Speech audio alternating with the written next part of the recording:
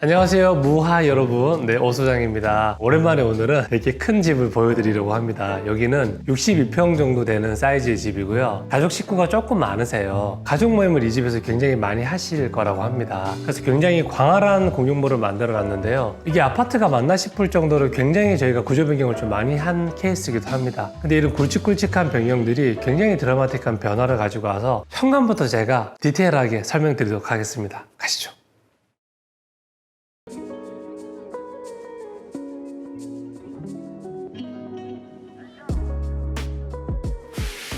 여러분, 여기는 현관입니다. 집이 크니까 굉장히 사이즈가 크죠. 사실 여기는 대형 평형대다 보니까 원래 전실로 활용되고 있었던 그런 공간인데요. 공간이 좀 크다 보니까 기능적인 수납이나 이런 것보다는 필요 없는 시각 정보를 줄이고 우리가 주고자 했던 이런 세부적인 어휘라든지 분할을 했죠. 미학적으로 들어왔을 때 개방감 있고 우리 집의 인트로가 좀 보여줄 수 있는 그런 관점에서 디자인을 많이 했습니다. 여기 작품이 걸려 있는데 무종택 작가님 작품이라고 노트가 되어 있어요. 마티에르가 굉장히 많이 올라갔잖아요. 이런 천연색의 느낌이 오버랩이 되면서 파워풀한 느낌을 주는 것 같아요. 저희가 앞에 비워놨던 이 공간은 플랫한 원목 벤치가 하나 들어오게 될 겁니다. 열심히 일하고 와서 쉬었다가 집 안으로 들어가도 좋지 않을까 그렇게 생각을 합니다. 자주 신는 신발은 여기 보관하실 수 있도록 신발장을 하나 차게 만들어 드렸고요. 그 맞은편에는 대형 거울이 들어 있습니다. 출근하시기 전에 신발을 꺼내놓고 거울에서 옷매무새 한번 보시고 출근하실 수 있도록 그렇게 디자인을 해드렸고요. 현관이 사실 끝이 아니라 전실하고 다르게 연결된 현관이 좀 안으로 쭉 빨려 들어가거든요. 안으로 들어가서 어떤 포인트가 되는지 제가 설명해 드리도록 하겠습니다.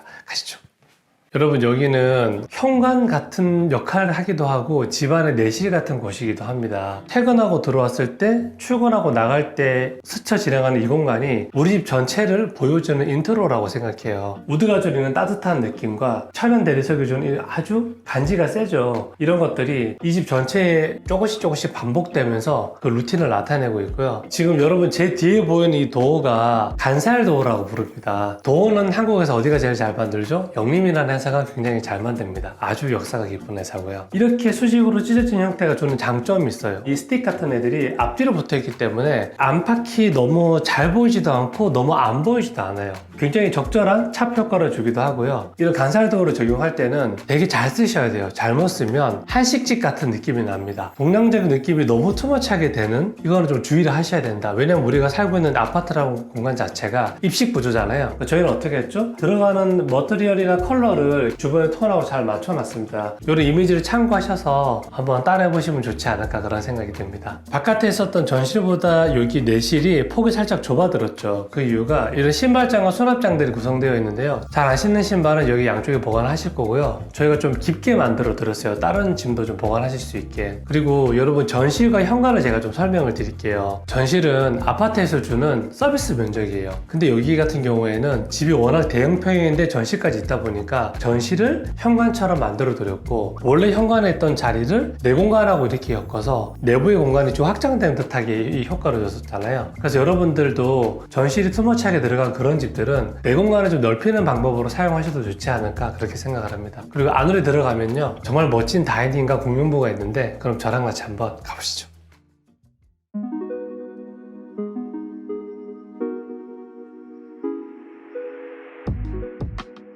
야, 여러분, 제가 이 비포의 모습을 정확하게 기억하고 있는데 이 비포 애프터가 거의 너무 드라마틱하게 바뀌어서 기분이 좋기도 합니다. 이전에 어땠었는지를 설명을 간략하게 해드리면은, 예전에 고급 인테리어라고 했던 것들이 대리석을 막 붙이는 게 유행이었었죠. 그리고 여기서도 지금 제가 서 있는 요 왼발, 여러분 왼발 요 자리에 벽체관이 딱 쳐져 있었어요. 그리고 기역자로 딱 꺾여서 절반 공간이 주방의 형태로 쓰여져 있었죠. 그리고 구조 자체도 동굴 같은 구조의 그런 구조였습니다. 통로가 좀 크긴 했는데 이게 통로가 아니라 식탁을 놓는 자리였어요. 그랬더니 동선도 좀 불편하시고 아마 큰 테이블 놓기도 좀 불편하시는 상황이었을 겁니다. 저희가 가족분들과 많은 대화를 통해서 이 벽체를 좀 전면적으로 철거를 하고, 정말 여기에 어울리는 배면과 대형 아일랜드와 다이닝과 공용부 리빙 공간이 이어지면서 대가족이 모여서 이벤트를 벌일 수 있고 술잔 한잔 할 수 있는 그런 공용부를 만들어 드린 것 같아요.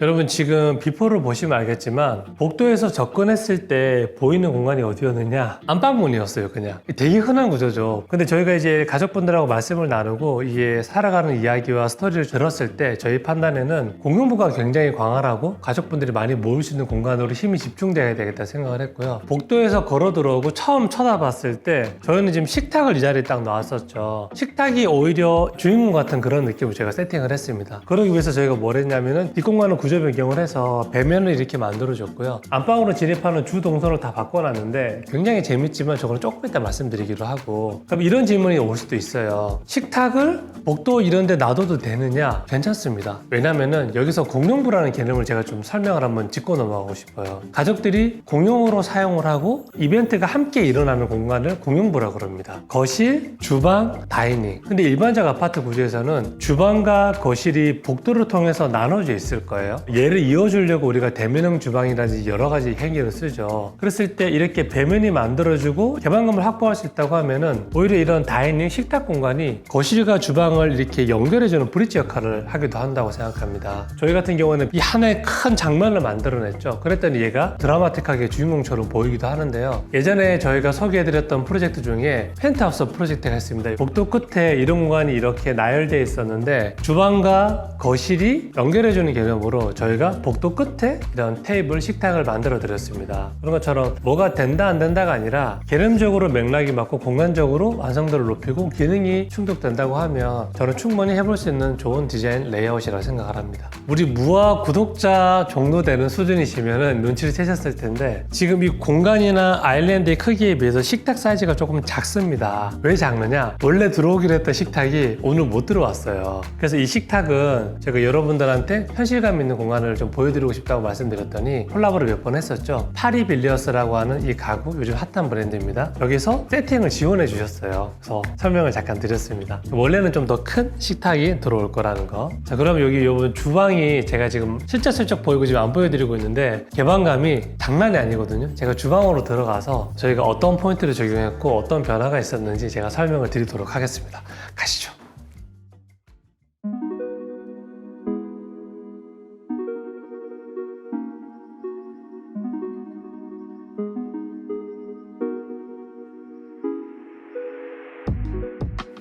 여러분 여기는 주방입니다. 광활하죠. 아내분께서 요리를 굉장히 좋아하시는데 대면형 구조와 큰 주방을 너무너무 로망이시기도 했고 저희가 그걸 잘 구현해 드린 것 같아서 저희도 기쁘고 좋은 시간이었다 생각합니다. 비포를 제가 설명을 좀 드리면 이쪽 부분에 벽체가 이렇게 기역자로 나눠져서 만들어져 있었죠. 그리고 뒤쪽 편에 또 저희가 만질 수 없는 구조 벽체가 이렇게 서 있습니다. 이렇게 답답했던 구조를 이 벽을 다 철거를 하고 주방 아일랜드 자체를 뒤로 살짝 셋백을 시켜서 식탁 공간을 확보하고 얘를 기준으로 잡았었죠. 제가 여러 영상에서 설명을 드리긴 하는데 요번에 한 번 더 좀 짚고 넘어갈게요. 이렇게 개방감 있는 주방을 만드는 나름의 원칙들이 있습니다. 첫 번째, 우리가 만질 수 없는 구조벽체와 구조벽체 사이를 최대한 측면의 장을 만들지 않고 오픈해준다. 정사각형이 있다고 봤을 때 얘를 정면에서 쳐다보면은 앞뒤가 깊다 보니까 상대적으로 좁아 보이는 약간 동굴 같은 느낌을 주는 거죠. 근데 지금 저희가 어떻게 말씀드렸죠? 정면에서 바라봤을 때 좌우 공간을 최대한 확보를 하고요. 벽면을 조성해주고 앞에 낮은 아일랜드를 조성하게 되면은 사람이 인지하는 공간 자체가 정사각형이었던 공간이 얕아지게 되니까 비율적으로 시각적으로 넓은 공간이 되는 원리입니다. 그리고 제가 집 안에 들어가는 어떤 높이가 가장 적합한지를 제가 가끔 말씀드리는데요. 여러분 보세요. 거실 창문 대부분 키가 엄청나게 크죠? 창문 있는 저곳에서부터 350, 750, 900 그리고 제 뒤에 있는 키 큰 장 창문과 이 키 큰 장 사이에 이런 위상이 존재하는 거죠. 천천히 높아지고 천천히 내려가는 이런 것들이 오히려 이 공간의 리듬감이나 개방감을 더 많이 가져다 준다고 생각합니다. 후드가 없죠. 저희가 천장 내리평 후드도 있고 여러 가지를 많이 사용하긴 하는데 이번에는 다운 드래프트를 제가 적용을 했습니다. 근데 재밌는 게 아내분께서 한식 요리를 주로 잘 하세요. 한식 요리에는 곰탕도 끓이고 막 끓이잖아요. 이런 볼이 높은 것들은 다운 드래프트가 그렇게 효과가 없습니다. 얘는 팬 요리할 때 굉장히 효과가 높아요. 그래서 저희가 안쪽에 그런 한식을 좀 끓일 수 있는 공간을 따로 좀 만들어 드렸습니다. 제가 요거는 안으로 들어가서 제가 설명을 좀 드리도록 하겠습니다. 가시죠.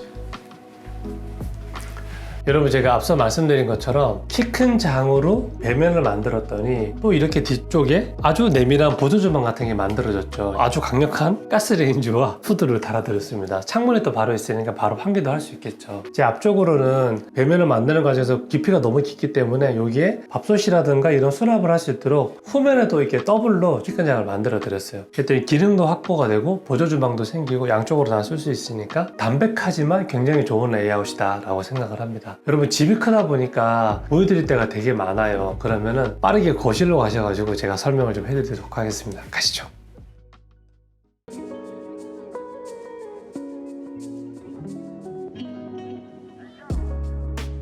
여러분 여기는 거실입니다. 거실 같은 경우에는 이 소파를 저희가 빼놓을 수 없는데요. 이 소파가 우리 아내분께서 꼭 좀 갖고 싶어 하셨던 그런 브랜드의 소파셨대요. 그래서 이제 처음에 얘가 우리한테 디폴트였어요. 바꿀 수 없는 정해진 것들이어서 이 소파가 어떻게 공용부에 놓여지게 되고 어떤 역할을 하게 될 건지를 고민을 되게 많이 했었는데요. 저희가 조금 모듈을 바꿔서 위치를 창가 쪽으로 길게 좀 변형을 해드렸어요. 근데 여러분 이런 생각 안 드세요? TV를 메인으로 볼 거면은 소파가 조금 더 이렇게 길게 오고 제가 서 있는 이 부분은 좀 짧게 들어와야 되지 않을까요? 근데 저희가 이 반대로 배치했던 이유가 있어요. 여기는 TV를 보는 것도 중요하지만 가족분들이 많이 모이셨을 때 오히려 시끌벅적하게 아일랜드에서 요리 좀 도와주고 식탁에서 막 세팅도 하고 있고 또 여기에 앉아가지고 또 얘기도 나누고 있고 가족들이 일어나는 행위에 대해서 더 중요하다고 생각을 해서 저희가 이 배치를 했습니다. 오히려 TV를 면에서 소파 배치를 다 하는 구조는 굉장히 한국적인 배치기도 합니다. 우리도 이제 가족 간의 대화와 화합을 위해서 그런 배치를 해보면 되지 않을까. 나중에 여기에는 또 큰 소파 테이블들이 들어오겠죠. 그리고 TV 보는 자리가 좀 부족하다고 하시면 제가 손으로 가리키는 앞쪽 부분에 1인체 같은 거 하나 놓게 되셔도 되게 공간이 닫히고 공용부로 열리면서 꽤 근사한 조닝을 가져올 거라 생각합니다. 여러분 그러면 복도 끝에 안방으로 들어가는 문이 사실 그게 다였는데 걔가 없어져 버렸잖아요. 그럼 우리는 이제 안쪽으로 어떻게 진입을 해야 될까? 저희가 측면으로 구조 변경을 통해서 재미있는 레이아웃을 동선을 만들어 놨습니다. 요거는 제가 가서 설명을 드려야 될 것 같아요.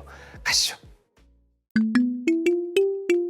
비포가 어땠었냐면은 여러분 제가 서 있는 이곳이 저 놀랐겠지만 발코니 공간이었어요. 이렇게 뒤쪽으로 전부 다 이 발코니 공간의 기점으로 지탱을 하려면은 기둥들이 따라가야 돼요. 여기가 엄청나게 큰 기둥, 여기가 엄청나게 긴 기둥, 문이 달려있는 이쪽 뒤쪽 부분도 구조기둥, 반대편에 있는 저 창호 앞에도 구조기둥이 있습니다. 그러면 발코니가 기둥을 지점으로 이렇게 그냥 기역자로 만들어진 공간이었는데 저희가 얘를 실내 동선으로 편입을 시켰죠. 왜 편입을 시켰냐? 앞서 말씀드린 것처럼 다이닝의 바로 뒤쪽 자리가 안방으로 들어가는 그냥 방문이 보이던 자리였죠. 근데 제가 저희를 막고 동선을 우회시키면서 이렇게 재밌는 공간이 난 것 같아요. 근데 저도 현장 와서 굉장히 감탄했던 부분이 기둥이 거의 4개의 덩어리가 읽히고 있는 이 상황에서 화면 보시면 알겠지만 기둥이 어디 있었던 건지 읽히기는 하시나요? 저는 그리고 안쪽에 들어가는 동선이나 후면부가 정말 깨끗하고 정갈하게 정리가 잘 됐다고 생각해요. 무화공간 채널은 디자이너분들이 많이 보시니까 제가 디자인의 관점에 대해서 설명을 좀 드릴게요. 기능 구조미가 만족을 시켜야 된다고 하는데 기능과 구조가 만족됐을 때 미학이 저는 제일 마지막이라고 생각합니다. 근데 또 우리같이 미학을 다루는 디자이너들한테 공간이 아름답지 않으면 좀 문제가 있겠죠. 우리 공간에 적용되어 있는 디자인적 원리를 좀 몇 가지 설명해 드릴게요. 조닝을 하다 보면 우리가 만나게 되는 보라든지 구조적 기둥이라든지 공간 자체가 가지고 있는 이렇게 파여 있는 공간이라든지 어긋나 있는 벽이라든지 이런 것들을 만나게 됩니다. 여기에서 형태적으로 구조를 먼저 잡는 게 저는 순서라고 생각해요. 스킨은 저는 제일 마지막에 입히는 거라 생각하거든요. 기둥 자체를 저희가 이렇게 감쌌죠. 얘가 하나의 덩어리로 일으키게. 그리고 도어 자체가 한 뎁스 안으로 딱 셋백이 되어 있죠. 그렇다 보니까 이런 재료의 덩어리가 하나 끊어지고 여기가 중간이 계곡처럼 파여 있고 또 덩어리가 시작되고 여기도 한번 볼까요? 아까 말씀드린 것처럼 그냥 하나의 민자 벽이어도 상관은 없었을 텐데 리듬을 좀 주기 위해서 매시브한 벽이 주방에서부터 쭉 따라오다가 한번 푹 끊어지고 근데 얘가 또 인방에 달려있는 게 아니고 아예 보이드 공간으로 쏙 밀어넣었죠 이렇게. 그래서 이 자체가 원래도 기둥인데 기둥처럼 마감재가 따로 돌다 보니까 덩어리감을 주는 그런 디자인이고요. TV 같은 경우에도 얘를 세로로만 끊으면은 조금 너무 집이 똑같은 게 반복되니까 좀 징그러울 수 있다. 그래서 제가 살짝 밑에 미드웨이를 낮게 띄우고 TV 하부 기단을 만든다든지 그리고 현관에 제가 우리 집 인트로를 말씀드렸잖아요. 그래서 현관에 쓰였던 저런 우드들이 집안 곳곳에 이렇게 베리에이션을 가지고 있고요. 거기 사용됐었던 간지 무게가 강했던 대리석이 TV 월 찢어진 저런 부분들이나 하부 포디움 부분에 이렇게 작용이 됐겠죠. A, A-B, B-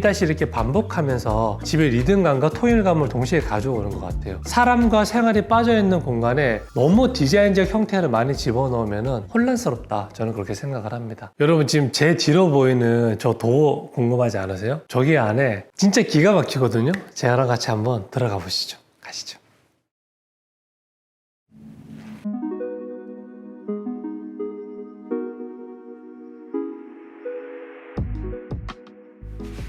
기역자로 된 발코니를 일부분은 확장을 하고 일부분은 발코니로 남기고 일부분은 홈카페로 만들고 이 과정들이 굉장히 힘들었는데요. 여기 같은 경우에는 부부 두 분만을 위한 공간으로 저희가 셋업을 했습니다. 왜냐하면 밖에 공용부는 식구들이 다 같이 사용하는 공용부라고 하면은 홈카페나 이런 홈바 같은 로망이 좀 있으시고, 이 안방하고 지금 연결이 되어 있는데요. 안방에 누워서 바라보는 이 홈카페의 분위기가 굉장히 좋아요. 아예 바닥도 내실과 발코니 공간을 레벨을 1대1로 맞춰놨어요. 그래서 여기는 정말로 걸어 들어왔을 때 내실처럼 읽히는 그런 공간으로 제가 구현을 해놨습니다. 여기는 굉장히 진짜 매력적인 것 같아요. 저녁에 술을 부르는 그런 느낌의 공간이지 않나 생각이 듭니다. 안방 화장실을 공용부로 내어주는 레이아웃을 한번 던진 적이 있잖아요. 그리고 정말 많은 집들이 그렇게 많이 바꿨었고, 여기 같은 경우에는 개념은 같으나 좀 다른 방식입니다. 아까 제가 앞서 설명드린 것처럼 지금 제가 손으로 가리키는 이쪽 부분에 원래 복도가 이렇게 했었고요. 여기에 좀 어긋나서 안방도가 있었던 자리입니다. 그리고 여기는 이제 발코니였고요. 저희가 발코니 공간을 이용해서 동선을 다 확보를 해버렸죠. 그랬더니 새로운 공간이 나왔고, 제가 손으로 가리키는 뒤쪽 부분에 공용부로 사용할 수 있는 화장실이 지금 만들어졌고, 지금 요 도어가 안방으로 진입할 수 있는 도어입니다. 안방이 워낙 사이즈가 커서 지금 이렇게 나눠놨는데도 정말 커요. 그래서 안방은 좀 굳이 너무 큰 걸 선호하시는 분들이 아니라고 하면 이렇게 환경에 따라서 나누는 것도 방법이지 않나 생각이 들고요. 이런 기둥을 저희가 활용을 해서 가구장들을 다 만들어 놨었죠. 여기에 이제 파우더 이런 공간들, 가방 보관하는 공간들, 거실에서 필요한 일부 수납이 들어오기도 하고요. 또 주방에서 부족한 어떤 기물들이 좀 들어와서 기능적 공간으로 활용을 할 수 있습니다. 근데 여러분 어떻게 보이세요? 제가 서 있는 이 공간이 지금 좁아 보이시나요? 굉장히 넓죠? 집이 크게 돼서 그런데 우리가 바꿀 수 없었던 기둥 같은 이런 것들을 잘 활용해서 굉장히 간결하게 정리했기 때문에 공간이 훨씬 더 담백하고 깨끗해 보인다고 생각합니다. 그럼 안방 화장실로 가서 제가 설명을 좀 드릴게요.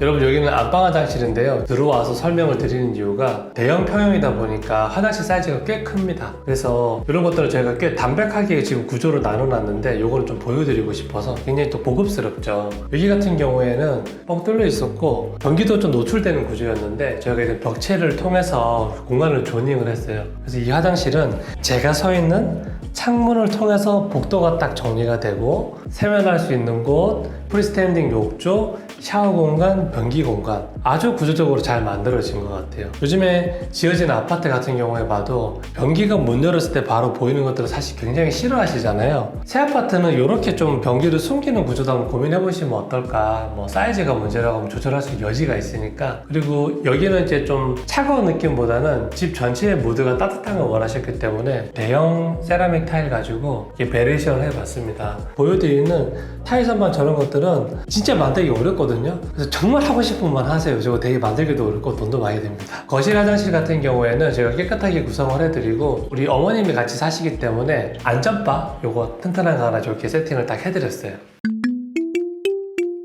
무화 여러분 어떻게 보셨나요? 저희가 좀 집이 크기도 했고 구조 변경이 용이한 부분도 없지 않아 있었습니다. 근데 또 반대로 말하면은 좀 숱한 기둥들을 뚫고 간결한 디자인을 만들어냈었죠. 제가 좀 오늘 드리고 싶은 말씀은 디자인이라고 하는 과정이 꼭 예쁜 것만을 추구하는 과정은 아닌 것 같아요. 가족들이 필요한 상황 그리고 이런 공간이 가지고 있는 디폴트 값을 어떻게 우리가 해석해서 간결하게 만들 건가. 그래서 생각하시는 것보다 훨씬 더 많은 고민을 하고요. 레이아웃 스터디나 이런 디자인들을 이미 다 스터디를 거의 다 한 상태에서 제가 고객님들에게 보여드립니다. 우리 무화 여러분들도 인테리어 준비하신다고 했을 때 신뢰할 만한 파트너들을 만나시고요. 디자인은 디자이너한테 맡기는 게 저는 가장 좋다고 생각합니다. 이번 프로젝트도 가족분들이 그려지는 게 굉장히 인상 깊은 것 같아요. 그럼 저는 다음에 더 좋은 영상으로 찾아뵙겠습니다.